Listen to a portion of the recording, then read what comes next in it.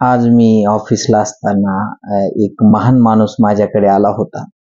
तो मला सांगत होता की साहेब, मी आयुष्यात स्वतःसाठी काही केलं नाही. माझं स्वतःचं काहीही हो, मी समाजासाठी खूप करतो. आणि मी समाजामध्ये हे करत असताना वेगवेगळे कार्यक्रम आयोजित करतो. वेगवेगळं समाजासाठी हे. मी म्हणलो, तुम्ही की बाबा तुमच्या परिवारासाठी काय करता? तर काही नाही साहेब, मी स्वार्थी माणूस नाही.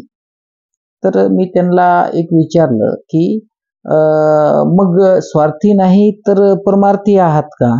हो, परमार्थी म्हणलं तर काही अर्थ म्हणजे काही वावगं ठरणार नाही. मी परमार्थी आहे म्हणलं तर चालेल बोलला तो. मी त्याला एक विचारलं की मला जगात एखादी असा माणूस दाखवा ज्याचे 2 टायमाचे खायचे वांदे आहेत आणि तो ज्यावेळेस समाजाची सोय करायचा प्रयत्न करत असतो तर तो सगळ्यात पापी माणूस असतो. या बाबतीत त्याला मी सांगितलं. त्याचं कारण काय सांगू का? तुमचा पहिला धर्म आहे की तुम्ही स्वतःचं पोट भरणं आणि त्याच्यानंतरचा धर्म आहे की परिवाराची उपजीविका भागवणं आणि त्यानंतर समाज, सोसायटी, राष्ट्र आणि एक वेळ अशी येते की सारे विश्वची माझे घर म्हणजे अहम ब्रह्मास्मी, ब्रह्मांडाचं मी सगळं मी ब्रह्मच आहे आणि मी आणि तू वेगळा नाहीस. अहम ब्रह्मास्मी, तत्वमसी, तू पण तेच आहेस आणि तू मी फरक नाही. परंतु पहिल्या टप्प्याला तुम्ही जर परमार्थ साधायचा प्रयत्न केला किंवा परमार्थ समजून घ्यायचा प्रयत्न केला आणि तुमच्या पोटामध्ये कावळे ओरडत आहेत तर तुमचा तो परमार्थ जुजबी आहे. म्हणून पैसे कमवा, चांगल्या मार्गाने कमवा, राष्ट्राला टॅक्स भरा, त्याच्यातून सेवा होते.